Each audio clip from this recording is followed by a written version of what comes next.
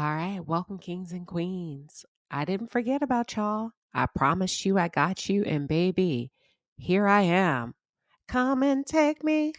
Here I am, baby. Yes. Love. Well, no. See, I got my shows mixed up. I was about to say the wrong show. But to my loyal, dedicated fans viewers that have been waiting patiently, I am back, honey. And today we are talking Married at First Sight, episode 3. I know I'm a day late and a dollar short, but as always, I do my best to bring you quality content. So thank you for hanging in there. For those of you who are just tuning in, or if you're new to the channel, welcome. I am Queen Sheba. I cover a variety of hot topics specific to reality television, but most importantly, I hone in on the psychological and the behavioral traits of the Black experience. All right, we're going to start with Jasmine and Airris. They were the next couple up from where I left off with episode 2. So when we left off on episode 2, Airris was in the reception area. His cousin approached him. So we're picking up on episode 3, right? And I'm like, damn, I didn't realize that Airris is 39 years old. So you mean to tell me your grown-ass cousin is against you starting a family and or meeting a wife? Ma'am, I think her name is Felina. Do you not want to see this man happy? And I'm glad that Airris asked her, do you have anything positive or helpful to say in this moment?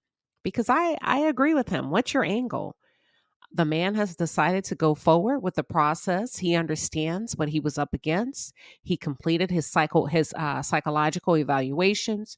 He's been forewarned. He signed his papers and his contracts, ma'am. So he knows he's a big boy. Let him go forward with it.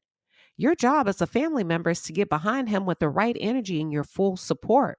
Because all of this negativity right before he walks in is uncalled for, sweetheart. We want him to be his best when that beautiful bride comes walking down the aisle. Okay? Now, I'm not going to lie. Airris, what kept you in the streets so long? Almost until you were 40 years of age?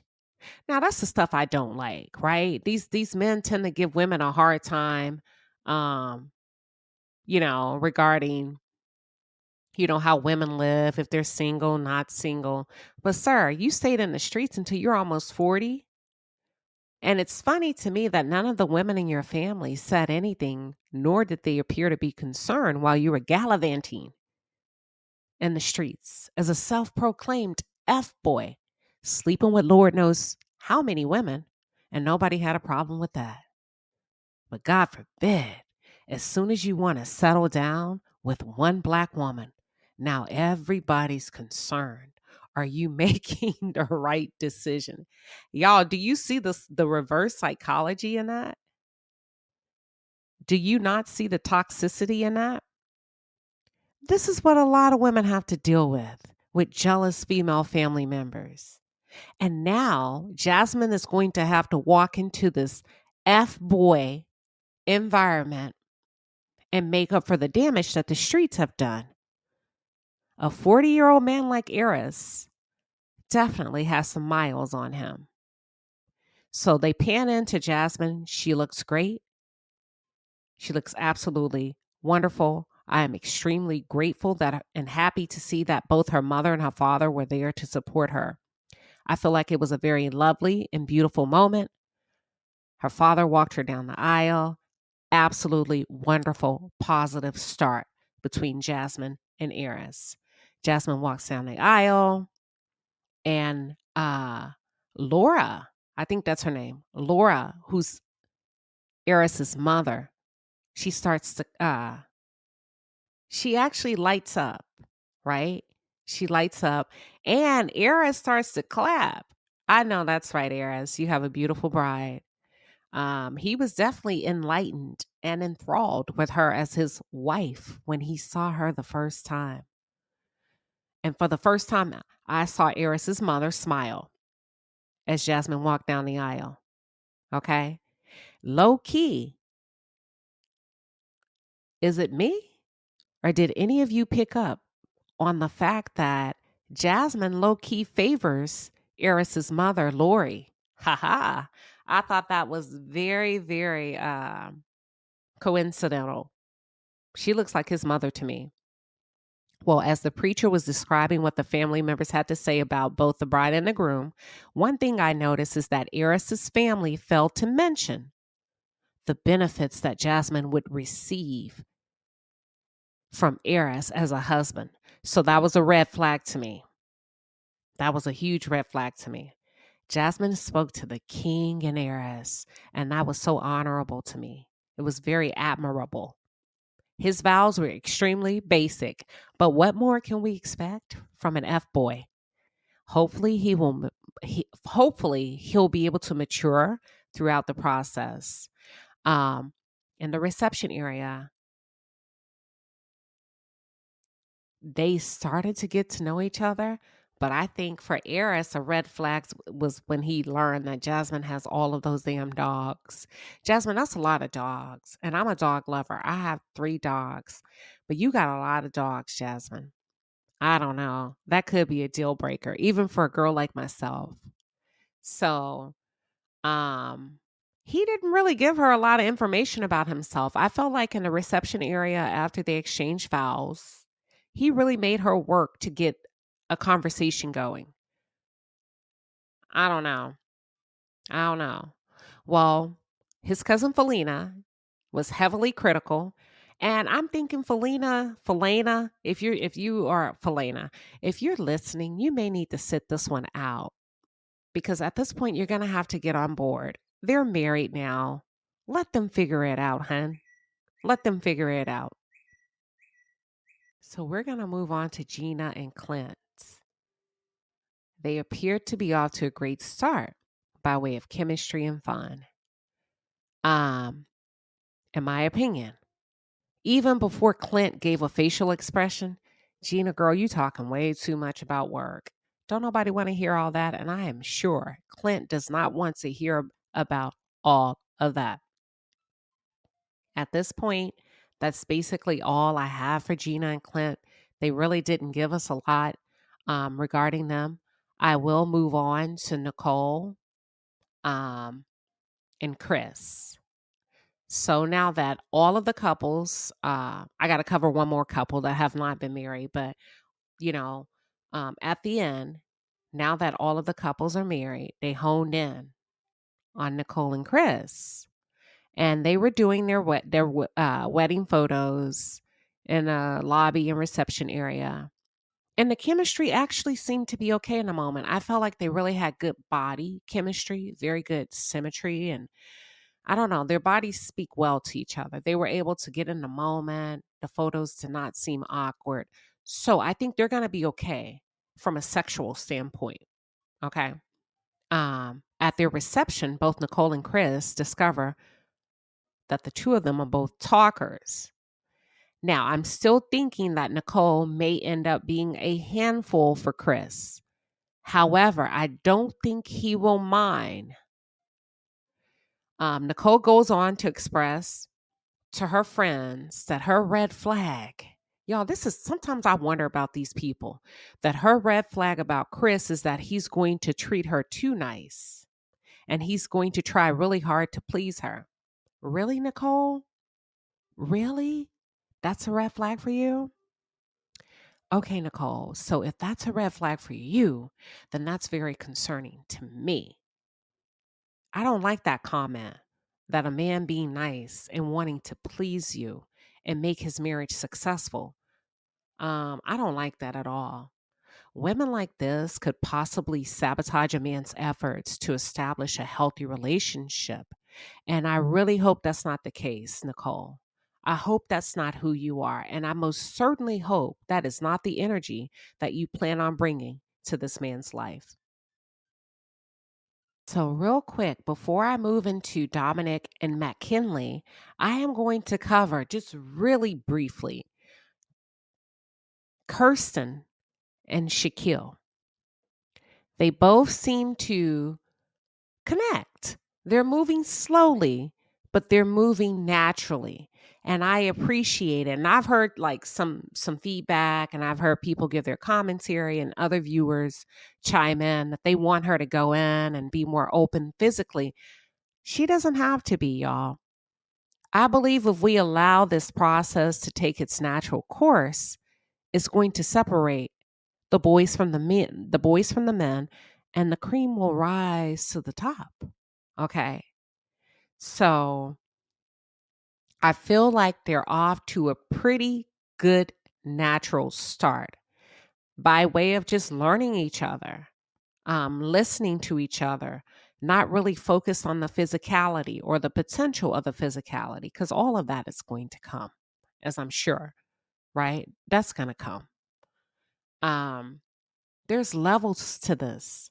And I really like the fact that Kirsten is honoring herself as a woman. Now, Shaquille. Shaquille seems a bit softer in some areas. And I think a part of uh the problem or barrier for Kirsten could be the attraction dynamic. She wants him probably to exude more of a masculine aura. And unfortunately, he may not possess that. I love the logical thinking displayed by Kirsten's friends and how they're like, you know what? That's fine. That's great. You're saying everything that you're supposed to say, and it sounds good. But we still have not given you a stamp of approval. So I love that authenticity from them. But anywho, let's move on to Dominic and Mackinley. Woo! I've shared my thoughts about this one. I'm going to go just a little bit deeper. It's going to be short and sweet today. But let me just tell you what I really think. All right. So as Dominic and Mackinley are getting ready, they show them, they pan in separately in their different quarters as they're getting ready. And each of them have their own group of friends. Dominic's friends are reminding her, girl, you got this, even though you're the youngest one in the process. Remember, there are some positive traits about you that you can lean into. So Dominic's mother, her primary focus is Mackinley. She would like for him to be financially peaceful. Ma'am. He lived with his ma'am. He lives with his friend's family. So I don't think he's financially peaceful yet. Okay. And because her mother's hoping that Dominic will have hit the jackpot. And is that why y'all wanted a white man? Because you said that you're hoping that Dominic can stay home and not have to work. So is that why you were so liberal in your adoption of the process and not really honing in on a particular type of man because you want your daughter to be financially taken care of? I'm not saying it's neither here nor there, but I'm saying if that was your reason for doing this, I think you're going to be pretty disappointed out the gate, because I don't think Mackinley is there yet. Let's move on to Mackinley. He seems to be nervous about what Dominic would look like. Ding, ding, ding, ding, ding. I told y'all, go back and look at my review of Married at First Sight, episode 1. I said, I don't think this is a match based on the photo that they've shown of Mackinley's history and the different women he would typically choose. Blonde hair, blue eyes, look like they weigh that girl looked maybe 100 pounds, 105 pounds. Dominic is the complete opposite. So Mackinley is starting to think that maybe he was too vague in the process and didn't really give them a clear description of what he wanted based on the physical compatibility. So Mackinley's getting ready. He's in the lobby about to walk in. Some of you don't know me. This may be your first or second time here. So I'm going to pause for a second and ask you, can I keep it real? All right. Thank you. I don't think I'm not sure how this is going to work out on their behalf. I don't believe he asked for an African American woman. I'm going back to how I felt from episode 1. I'm going back to now he's being concerned with his friends, and he said, I'm really nervous now. I think I was too vague. I should have been more clear and concise. Okay. Dominic just does not seem to be his type. Forget the race. Let's talk about the body structure compared to the photos they showed of his ex. In this moment, hell, I got nervous, especially after hearing his mother say, that she would prefer a more traditional courtship. I get that from her perspective. But ma'am, they're about to throw a wild card in there when that brown girl comes walking down the aisle. So now, not only will you have 2 wild cards of your son just deciding he wants to get married to a complete stranger, ma'am, she's also a woman of color. All right. So Dominic walks in down the aisle. Lord have mercy. Mackinley looks at her. I'm not sure if Mackinley likes her yet, because he had a very safe corporate look on his face. However, I do love the description that her family wrote regarding who she is as a person. Now, positive before negative. I feel like this could possibly work based on Dominic's bubbly personality, but Mackinley is going to have to come out the gate strong as a leader and not a dreamer. Woo, child. I kept looking at his facial expressions and all. I looked at his family's facial expressions. They did a great job for the camera, but I'm going to keep it real. His mama don't want him marrying her. That lady is really uncomfortable. I said it. There. You have it. I said it. Now, let's get to the reception area. They're talking. Dominic is talking by herself off to the side. The producer asked her, what's your husband's name? Lord have mercy. This was so funny. It was actually hilarious. She couldn't remember his name. Okay. So then they bring them back together. He learns that she's only 25 years old. At that point, hell, Mackinley had to take a sip of his drink. I was cracking up. Because I don't think he's a dreamer, remember? Most dreamers don't take shit serious. So he probably was just writing any old thing, checking off any old box on that paper. And I see where you're going with this, production. I see where you're going with this. And it's hilarious. All right. So, their families are intertwining, getting to know each other. It seems to look really nice. The reception, they're embracing, they're dancing, all of that stuff. Mackinley says that physically, he feels like Dominic is good because he's a boob guy and she has that checked off the list. The photos. I'm glad they showed us the 2 of them taking their photos. I feel like it was necessary because they both appear to be a bit nervous, which is to be expected in a process like this. So I feel like they're going to struggle more so than the other couples with the physicality. I'm not feeling Mackinley's mother's energy at all. I don't like her energy. I have my own reasons for that. I'll keep them to myself. I got a bit concerned because she didn't say not one positive thing. Okay, Dominic was really trying to go there with her, get to know her, open up the door for the mother to genuinely lay out her concerns. And I feel like the mother completely overlooked Dominic's concern regarding race. Ma'am, you cannot sweep it under the rug. Maybe that's what you did in your day. We're in 2023. Because even if you play like it's not there, it's all over your face, honey. We can see it. His mother did not state that race was not an issue for her. And that's a huge red flag for me. When Dominic brought it up, She did not reassure Dominic. She didn't say, oh no, race is not an issue for me. She skated around that shit. So I have my thoughts on this, but I'm going to leave it alone. I think race is already an issue with Mackinley's family. I saw it on the mother's face. I saw it on the sister's face, and I cannot wait to review episode 4. So thank you all for tuning in. Married at First Sight, episode 3 review, and I will be back with episode 4.